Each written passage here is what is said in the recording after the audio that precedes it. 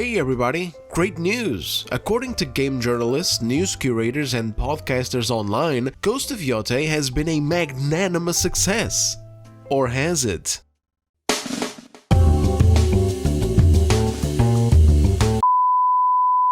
Yeah, it's the third time this year that I use this meme, but what can I say, it's perfect for this type of video. But for real, we did just get news on this. Sony has finally broken their silence on the sales of Ghost of Yotei, and it is as expected. A game that pays for its own production but that fails to pick up on and advance or at least follow the legacy of the first one and the intended growth that Sony had been expecting to see release after release. But of course, since this game is special to very special people out there,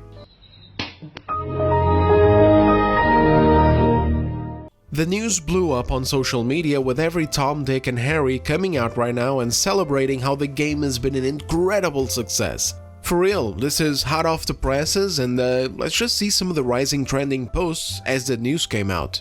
Ghost of Yotei crushed the boycott nonsense. 3.3 million units sold in 32 days, despite it being $10 whole more than Tsushima, and despite the PS4 having a much larger install base. Here's another one. Bro got so excited that he even forgot English for a second. Ghost of Yotei sales surpassed 3.3 million units. Crush boycott nonsense. Some of these people have also either never seen any sales figures for any other game in their life, or they're living in a delusion where 3.3 million sales in a month is a big thing for AAA games. We got the fish cooking lobotomite from the last video saying the game is making a shitload of money for further projects. Yeah, good luck with that one, by the way. And this other dude with an appropriate clown profile picture saying that this game is such a hit that it surpassed everyone's expectations. Absolutely brilliant.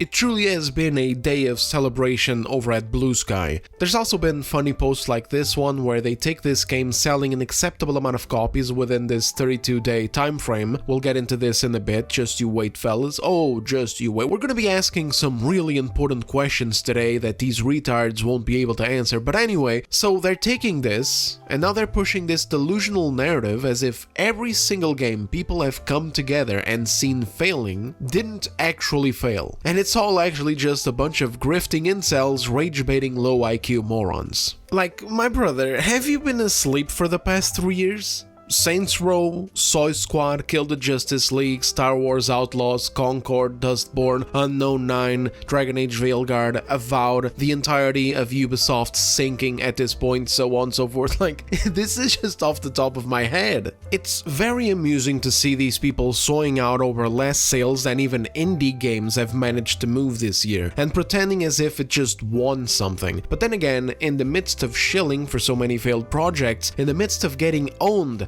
time and time again, I suppose they gotta take any W that they can find, even if it's a meager one. I know some of these posts are directly referencing other people and posts of theirs, like stuff from Grums for example. I haven't really followed whatever they put out, and frankly I don't care. I'm just here for what these people are saying themselves about the game right now. So let's just get done with the goddamn intro and dive into this, because there's some things that need to really be put into perspective here so we can get a plain look at what reality looks like. The reason why this has been the response to this news rather than a normal attitude towards normal numbers, arguably even underwhelming numbers for what it is, and honestly only normal if the rumors about the budget are true to be low, is because this isn't about the game at all. It's about what the game symbolizes.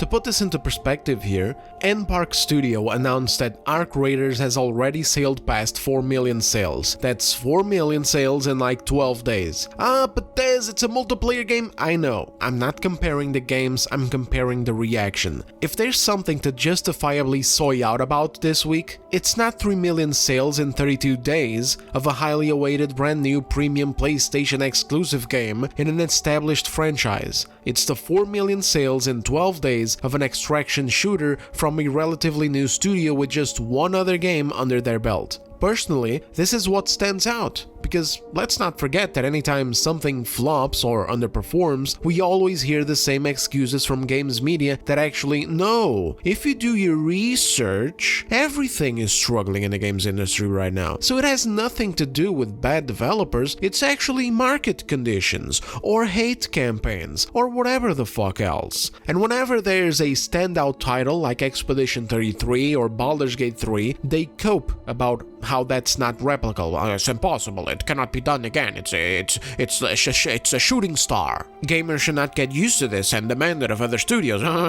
Shut up, silly woman. And yet, this year has been a year full of surprises where the standout titles that rose to the spotlight and sold unexpectedly were mostly games made outside of the AAA cabal, either games from smaller studios or games from independent developers or indie studios, and if you notice, games that the media did not push themselves. But anyway, that's another matter for another day, or rather, that's like a matter for a Legendary Drops video. Me? Today, over here, fellas, I'm just here to roast and expose Shills. Although we are going to get into a little bit of math and numbers and sales a little bit later today, oh yes we are, because these people want to pretend like this is a big PlayStation hit. You know what a big PlayStation hit looks like? 5 million sales in 2 weeks. But we'll get there later, because this is what you can expect in the coming days from games media as well. The same games media that's giving Arc Raiders a bad score because they used AI voices for the little command voices that your characters do. And it might not even be AI itself, it might actually be text-to-speech type of thing. In which case, it is an actor's voice, it's just that instead of hiring an actor, a new actor, and going, hey, Bruno, why don't you read these lines? It's more just, using a tool that's already existing to get some quick voice commands done and out of the way. But this is a huge crime to these people, so we got games media, we got morons online, on Blue Sky, on X, getting mad at the game Arc Raiders because of this, instead of getting mad at the monetization, because, they don't care. It's all about virtue signaling bullshit. But anyway, Yotei, on the other hand, is a symbol. It must be elevated. It's a message that must be pushed. So we have to sit here and watch these people spurg out over 3.3 million sales, even though that makes little to no sense at all. And on top of that, it's backed up with random qualifiers like, oh, Yotei is actually $10 more expensive than Tsushima. And, furthermore, there were more PS4 users during Tsushima's time than there are PS5 users. And this perfectly shows how concentrated their line of thinking is towards just the numbers of the individual game. They only care about making that number look as good as possible so they can disregard all criticism leveled at the studio and Sony's decision making as a whole of the past few years. But then we are the supposed grifters who only care about one thing, right? I actually give a fuck about the things that I talk about. When I criticize the many unappealing things in this game or counterintuitive decisions the higher-ups at the company made to this game and to others, I do it because I want to see them wake up and make games for their players again, rather than this social impact bullshit that these companies devoted themselves to, like sacrificial lambs being led to the slaughter. For these retards, a smaller PS5 user base I'm sorry guys, a smaller PS5 user base is a great thing because, hey look, if there's less PlayStation 5 users, then that means the 3.3 million unit number is actually proportionately higher than it looks because, golly gee, there's less people to buy the games in the first place. This is like if an Xbox executive came out tomorrow and hypothetically said, hello there, fellow Xbox gamers. I have good news and bad news. And then after that, I've got bad news and good news. But hear me out. The bad news is that The Outer Worlds 2 is flopping. But the good news is that actually no, it's not flopping that much because after the Game Pass subscription price hike a few weeks ago, we lost half the fucking user base. And so, relatively speaking, because there's less Game Pass users, it means that actually The Outer Worlds 2 has been a huge success. Proportionately speaking, you see, because, it's like per capita, you understand? It's like if only 1 million people are playing the game, but there's 2 million total Game Pass users, that's like 1 out of 2 retards is playing the game. But if we had 4 million Game Pass users, that would mean that only 1 out of 4 has the game, and that would be bad. That would be very, very bad. I shudder at the thought. So, yeah, good news. The Outer Worlds 2 is a great success. But bad news, we got less Game Pass subscribers. Anyway, I'll see you later. Bye-bye. Okay, bye! Who the fuck? Do you see how stupid this shit sounds? For me, hearing that there's a smaller PS5 user base means that Sony is making itself less appealing to people than it did with the PS4. And I mean, of course, the PS4 was on fire. First, there's the whole pricing situation where these companies don't understand that the higher their prices go, be it on hardware or software, they're just going to end up pushing people away towards PC. Or they're going to still have their consoles, but they'll be playing old games in their backlog or buying older games on sales rather than blowing $70 or $80 on some shit.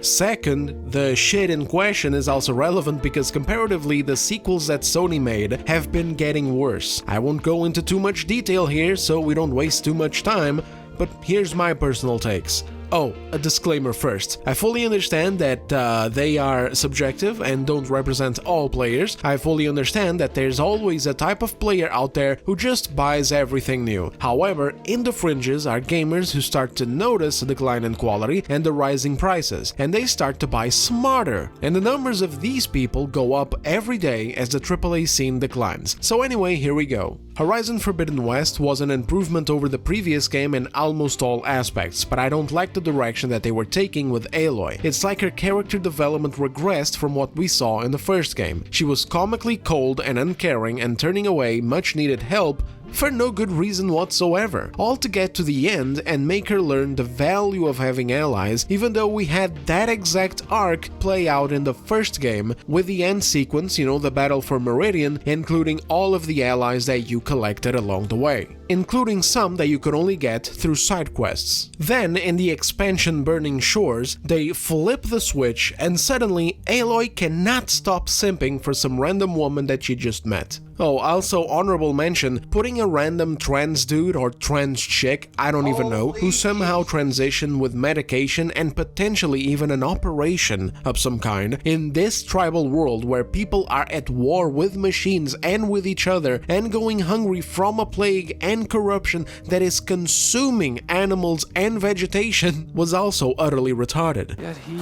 decided to undergo our clan's most difficult trial on his own. And you think he's crazy for trying? I'm not a fan of that word. When I chose to wear a woman's armor, people called me crazy too. Hey, yo, what the fuck? And now it's going to have people looking closer at the sequel, worrying about if there's some other weird stuff put into it, instead of a focus towards delivering the finale that these games deserve. The Last of Us Part 2 is technically still a PS4 game, but it is one of the sequels, and that shit divided the fanbase immensely and made people skeptical of Neil Druckmann. Their announcement of Spaceman Heroic Cringe, or whatever the fuck the game is called, with yet another insufferable virtue-signaling actress at the helm isn't doing it any favors either. Also, Sony has had a big issue with wasting money. I'll expand on this in a second, and this game has already been touted by Neil Dipshitman as being the most expensive game he's ever worked on. He does this with glee as he surrounds himself with Hollywood actors, when in reality none of us gives a dog's ass hair about big names or even big budgets when they're coming from a studio who forgot good writing and good character design a decade ago already. God of War Ragnarok was a game that I thoroughly enjoyed, but it felt like a conclusion meant for a third game rather than the second game. I'm concerned that they left us with a baited sequel where we're going to be playing as Atreus in his journey with Angrboda, and no, I haven't forgotten how they needlessly and disrespectfully race-swapped Angrboda, a figure from actual Norse culture. If someone had done this to a prominent black figure, the whole studio would have had to close down from the backlash. I don't want to spoil anything in this video in case there's people out there who haven't played it yet and would like to without getting spoilers, but I don't like this sequel bait type of thing where it's almost as if they're trying to retire Kratos into a role while getting other characters to go on an adventure. Plus all the rumors of, oh, we're gonna play as Atreus. I don't want to. This is God of War. Kratos is the God of War. If I buy a game called God of War, I damn well better be playing as the God of War. Spider-Man 2 was an utter disappointment. Movement and gameplay-wise, they did a terrific job, of course, but content-wise, it was way smaller than the first game, and the premise of Peter's influence by the symbiote was not fully taken advantage of. Again, just disappointing. Miles Morales had his character relegated to two things. In his side missions, it was about BLM bullshit. Also, they made his uncle some cucked-out retiree. Now here's the thing, fellas, if you don't want the Prowler to be a villain and to steal because haha, he's black and Insomniac is progressive, and so that's a bad stereotype, we can't do it, then at least bring him back as an exciting anti-hero type of character. Instead, all he did was get relegated to fucking collectibles. Collectibles, brother! Golly gee Wilkers, nephew, you found my old robbing gloves. I used to rob things back then with these gloves, but now I don't anymore because I love you, and I want us to be a family. Get the fuck out of here. And in the main story, we had one good conclusion with the Martin Lee character arc, but then we got a bunch of dog shit where we're forced to interact with and play as his deaf girlfriend, painting murals on walls for no goddamn reason, recruiting activists on rooftops in a Spider-Man game. Same thing with MJ's sequences where she's now straight up overpowered, except there was a reason for that, and the reason was that the director thinks that they're more important than the Spider-Man content you guys want to actually see and play in these games. And so they forced that shit in there anyway at the cost of other ideas. She's OP. And if she's low OP, I don't give a shit. She's fine. I don't care. To the point where I say, we're going to do it. I don't care. We'll cut other stuff because I want to make sure that it's important to show her be a capable hero.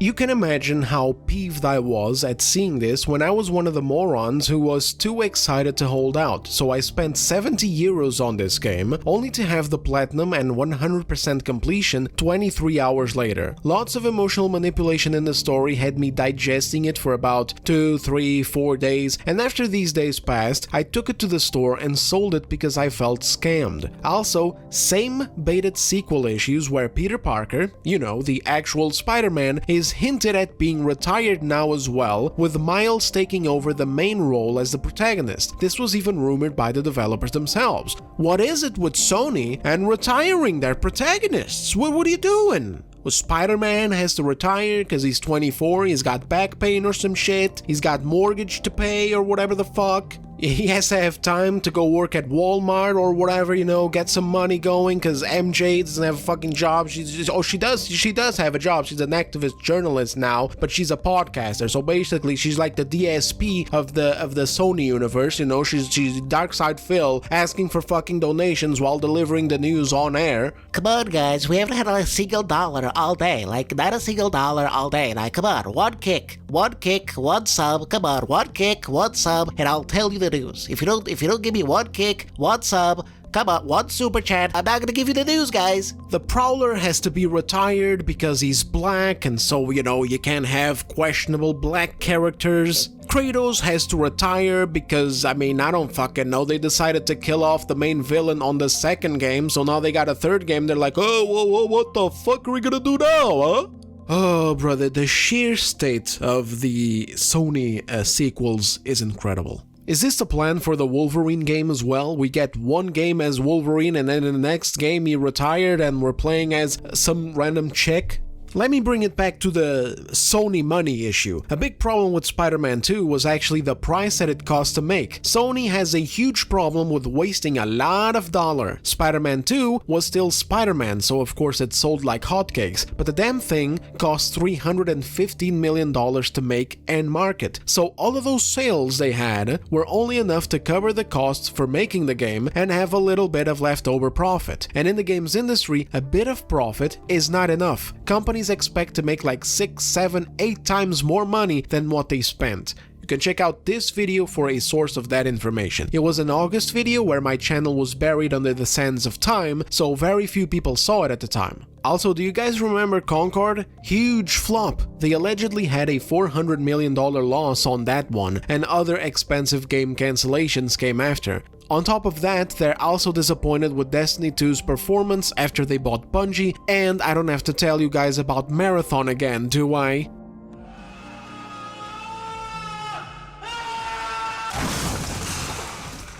Why is all of this happening? Again, bad decisions.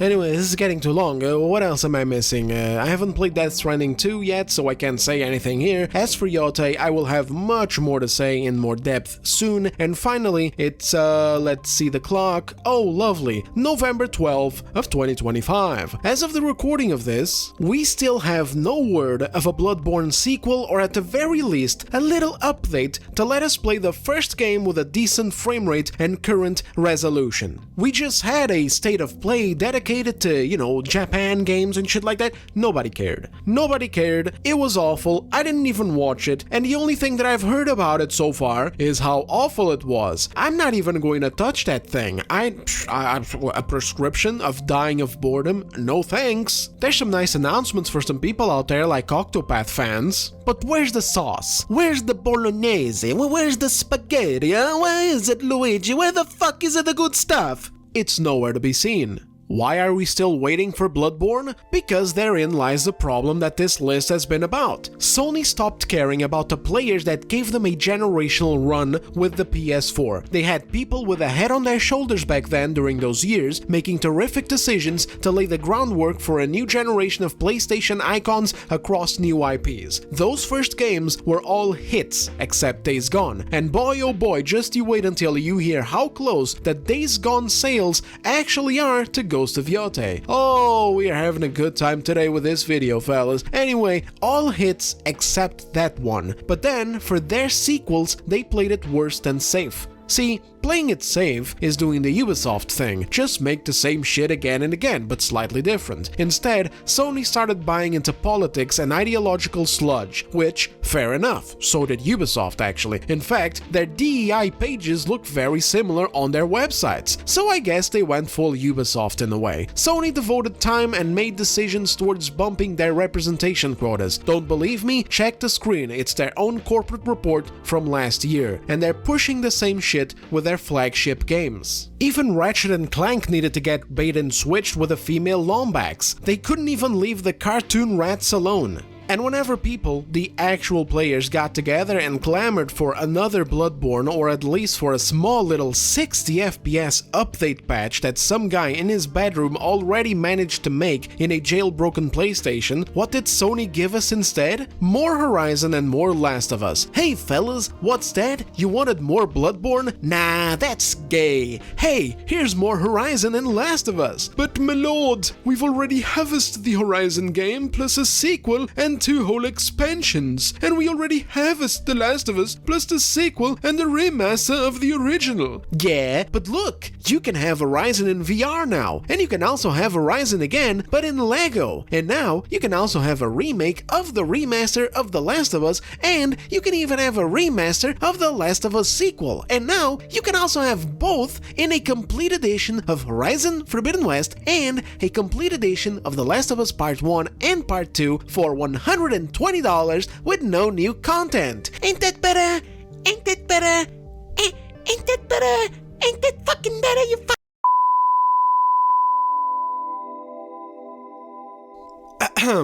So of course the install base is smaller. What do you expect, a miracle? And you know what I'd rather do when I see that information instead of celebrating how, oh, there's less Goombas to buy the game, which means the game doing 3 million sales in a whole ass month is actually great. What are you, fucking stupid? Instead of that, and instead of shilling or posting fish cooking videos in Yotei while shitting myself over it, I would rather call it out so these morons ahead of the company wake up and start making decisions that make sense again, instead of decisions that'll keep the PlayStation user base in decline in future hardware releases, and shamefully disappointing sales numbers in future software releases. I swear, dude, let's get a hydration break going. I need some water and these shills need some milk. So, reiterating once more, this one has a cool flavor, a certain wetness to it, no aftertaste, no carbonation, but a slight little chemical flavor, whereas this one has a cooler flavor, no visible carbonation, a refreshing type of taste, no aftertaste, and no sort of aquatic fecal matter either.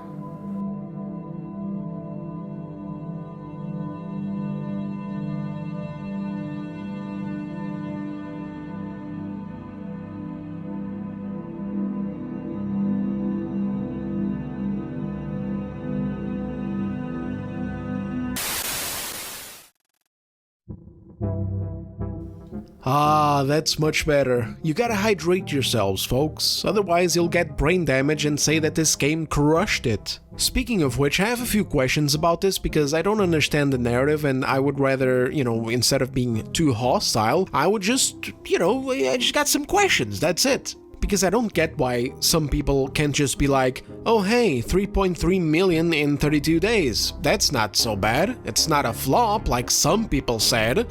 Instead of this ridiculous hyperbole that looks so off when you compare it to other games, some of which got themselves into hot water with such low numbers. But unlike Ghost of Yotei here, they didn't get their own ultramarine shield defense force. The news just came and went and people took it and moved on. For example, Final Fantasy XVI, another PlayStation exclusive at release for $70, sold 3 million copies too. Not in 1 month though. It sold 3 million units in 1 week. Despite this turnout, the game was still deemed to have sold underwhelmingly, below the expectations and standards that Square Enix had set for it. There were also people making fun of the 3 million number, but to be fair, there's always going to be a little bit of that happening whenever it's an exclusive because of people who get into the console war thing. But regardless, despite 3 million sales in 1 week being great, Square Enix always expects the world and the stars for their Final Fantasy games, even when the series has been failing to remain relevant.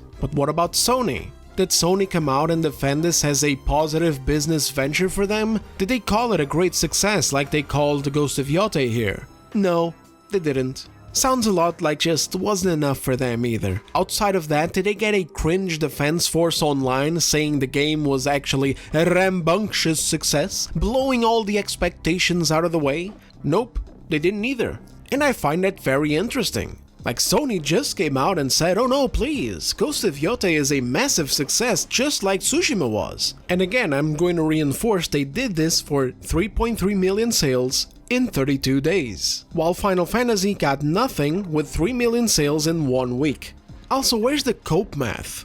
This game came out in June or July of 2023, like holy shit guys, the PlayStation 5 user base was even smaller back then than it is now. 3 million sales in 1 week back then? In such a smaller PS5 user, that's revolutionary! Where's all the mathematicians and shit? Let's just move on. Days Gone had a similar case. It was riding a huge wave of Sony banger after Sony banger during the PS4 generation, but unlike, for instance, God of War and Spider-Man in 2018, who broke sales records, Days Gone sold underwhelmingly. There are no sales figures for the first month, Sony didn't even bother to talk about it, but there are sales in Japan for the first week and some data from the UK. The figures in Japan are actually funny because they're very similar to Yotei's, but there's sadly no concrete concrete number of exactly how many sales did Days Gone get in about a month. But grabbing all the data and putting it together, I used AI to give me some estimation of how many sales they might have had in that first month based on the same type of figures from other games that we already have examples of, such as Yotei.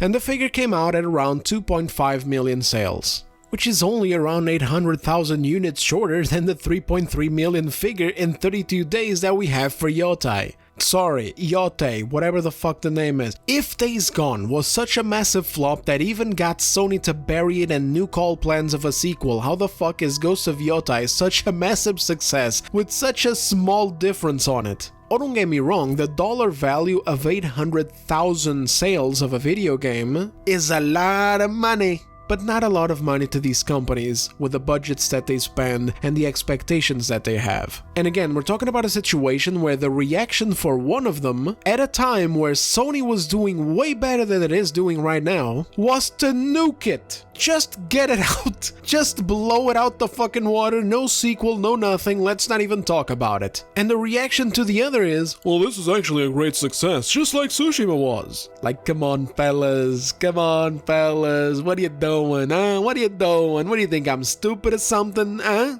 Listen, brother, Ghost of Tsushima sold 2.4 million units in 3 days. Like, what are you doing? What are we doing here? What are we comparing here, dude? Yeah, never mind that though. Where's the Dingleberry Defense Force coming out in droves to defend Days Gone when that went down? Like, I'd actually be mad if I was one of the developers who worked on Days Gone and I saw what's going on right now with this game. With the company itself coming out, calling it a success, a bunch of media assholes talking about how amazing it is, and shill accounts shilling for it. Like, another thing to keep in mind is that Days Gone wasn't what Yotei is. Like, Yotei isn't even just a new IP still having to prove itself. It's an anticipated sequel in an already established, successful and beloved franchise thanks to the quality and success of the first game. Days Gone was a new IP, that shit is always riskier. I could dig out more examples of this kind where around this many copies are sold and things are either, you know, just normal run-of-the-mill announcements that just mean a game is doing okay, or they're regarded as performing below expectations because of how much money these companies expect, and also sadly how much money they usually spend. The cases where they're regarded as a massive success are on standout games. For example, Expedition 33 sold 3.3 million copies in 33 days.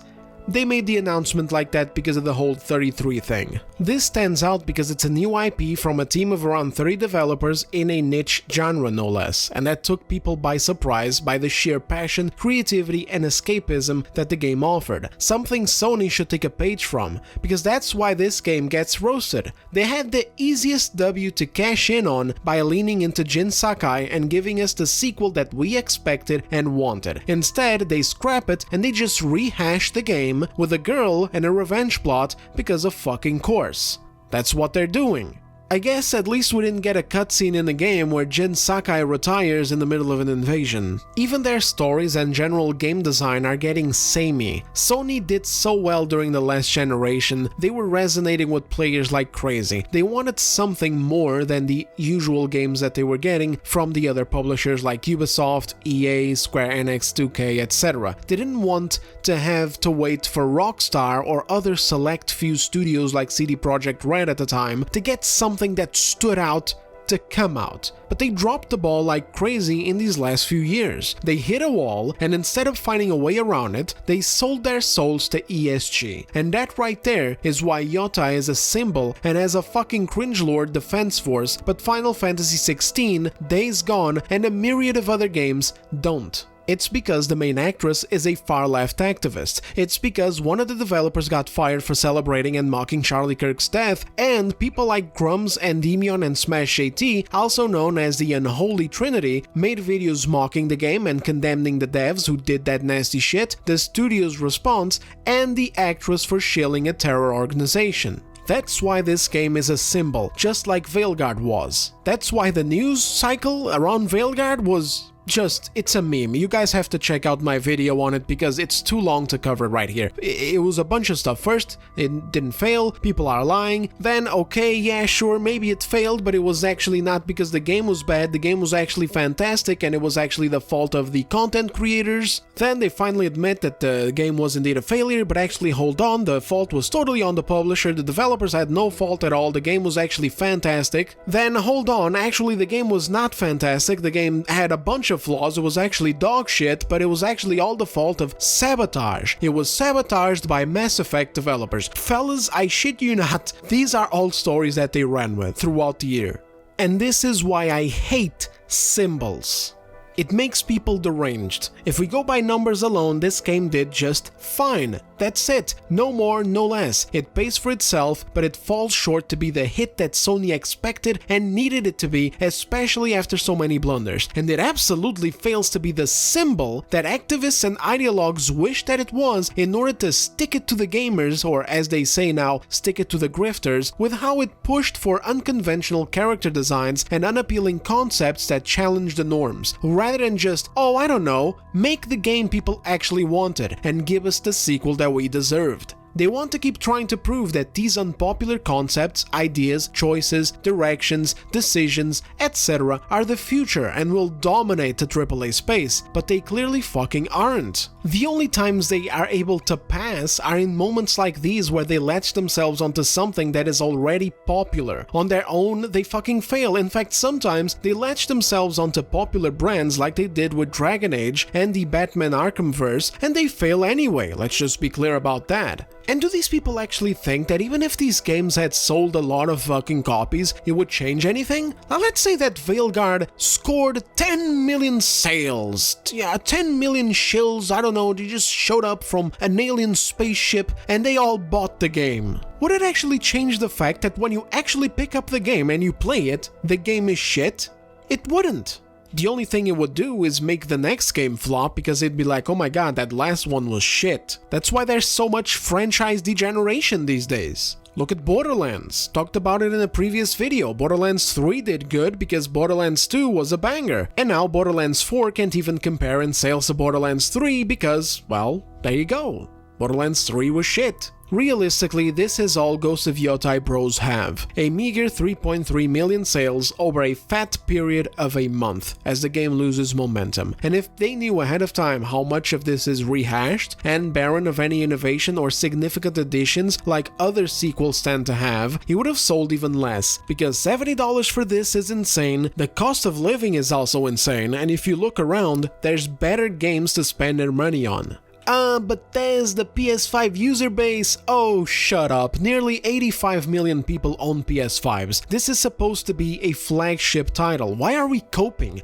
These are sequels, for fuck's sake. They usually have hype built up from their previous games and then people are excited to jump in when the new one lands, especially if it's what people are expecting it to be at a glance, at least from the promotional material. Just look at how Horizon Forbidden West, God of War Ragnarok, and Spider-Man 2 performed in their first months. Forbidden West is the weakest of the three, and for good reason, because I remember, dude, I was there in the trenches. Nobody cared about this game as it released in the same window as Elden Ring. Like, that shit was an event in gaming. Regardless, it still managed to get around 2.4 million sales in the first 2 weeks. Again, the game got cooked by Elden Ring, it is what it is. If Elden Ring released now, in October, Sony would have had to delay Yotei. But Spider-Man 2 and Ragnarok are more appropriate examples, as they were games that, much like Ghost of Tsushima, mainly appealed to dudes. Ragnarok sold 5 million copies in the first week alone, and of course Spider-Man 2 is Spider-Man, so it blew that out of the water with 2.5 million sold in the first 24 hours, and then around 5 million by day 11. But ultimately, Ragnarok ended up outselling it in total. With Yotei, not only do we have a rehashed game that elicits sequel fatigue, the sort of thing that Ubisoft games sadly suffer from, where the surprise factor is gone and then it fails to differentiate itself from the previous games or innovate at all beyond letting you cook fish, light fires, bang your hammer on some swords, draw shit on paper, and other nonsense via via minigames. But also on top of that, with Sony, we have the abandonment of wanting to appeal to that same core fanbase, and instead of giving us Jin Sakai, they give us some moody hoe on a revenge quest. Like, my brother, are we not done with these yet? How many fucking times did this need to happen? I go watch something on Netflix, it's there. I go watch something on HBO, it's there. I go watch something from Star Wars, it's there. I go watch something from Marvel, it's there. I go watch something from Disney, it's there. I go play video games. I got a laundry list of this shit doing it too. Like, my brother, just stop. Make interesting, well-written female characters and do it for a good reason. Do it for the same reason and the same inclination that was put into Expedition 33's female leads. And stop subverting people with the character designs. We got this fucking gonk over here in this game, and we got Ozempic female Vin Diesel in the upcoming Heretic Space Program, or whatever the fuck it's called, from Naughty Dog.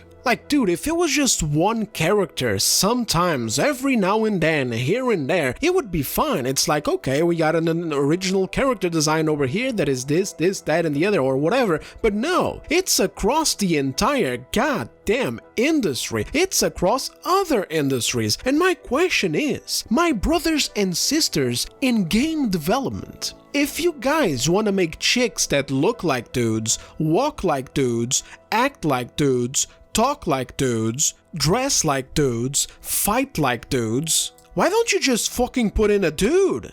Like, holy shit, man, can we stop it already? Like, go consult with Eastern developers or something if you're literally unable to figure this out. Or just wait a few months until all the activists get laid the fuck off, like we're seeing right now with Square Enix, so we can finally stop this ridiculous trend. Sheesh. God, anyway, sorry, rant over.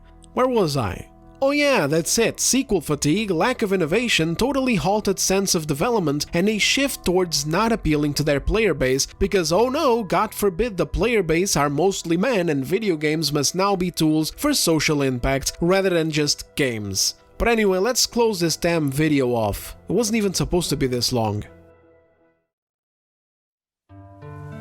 In conclusion, just one small thing that bothered me a bit with the narrative that is being pushed that I would like to honor mention here. I said and elaborated on this in a previous video, so I will refrain from going over it again here for the sake of recurring viewers, potentially growing bored of me saying the same thing twice. The people who boycotted this game weren't playing a game of numbers, they weren't even doing so to prove some kind of point of what ideas sell and what don't. The reason why they boycotted this game was very personal and transcended video game shit. A man had been assassinated in front of his family, and deranged, obsessed developers took to social media to celebrate it and mock the guy and his wife. This was obviously highly distasteful for people, and they decided not to give them their money. Their motivation for doing this, the reason why they did it, is it's the easiest thing to understand in the world. Like, if these people don't understand it, like, there's nothing that can be done here. It's brain damage. It is what it is. They could give a fuck about what other people think or other narratives that they're pushing with 3 million sales in 1 month. A number that only slides by in theory because of an unconfirmed rumor going around that the budget of the game is apparently very small, like around only $60 million